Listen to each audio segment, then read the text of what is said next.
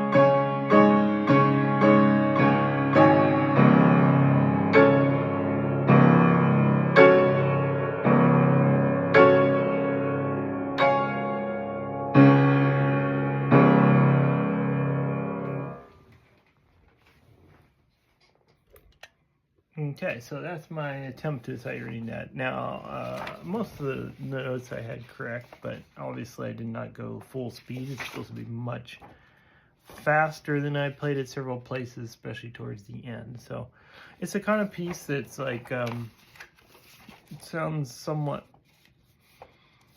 Rachmaninoff influence. There's tons of just big octaves. It's the kind of thing you just have to basically memorize. You can't really sight read it the full speed, but obviously it's meant to be extremely showy, like tons of 3 Fs fortissimo here. Lots of these big runs. Now that I played it once, it's a little bit easier for me to play it now that I did it even one time, but it's obviously imitating some kind of strumming. You know, that it's, you know, getting into that Latin American sound that you want it to sound like a strumming of a flamenco guitar type thing. So I have a cuckoo clock which went off while I was playing that. I also have some other weird sound that I don't know where it came from. My computer's on, but there's nothing on the screen, so I have no idea what that weird sound was. So I do apologize for that. But one exciting thing about tonight's episode is that I tuned my piano today. And I haven't tuned my piano in like 2 years. So that's why it sounded better. I think it sounded really good. I'm pretty happy with how, especially in the upper register, it really sounded good on this. So this is definitely a piece that would be fun to learn if you were, you know, looking for something for a recital and you wanted to show off some octave playing. It would be rather unique, and despite what it says here that it's, how did they put it? It's in every concert repertoire, which is definitely not true, certainly not now.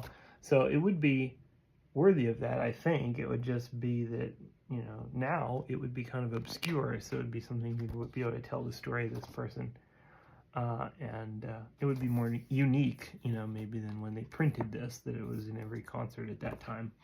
But nowadays, it would be kind of unique to perform that. I think it would be fun. So that is Ernesto Luciano Malagueña.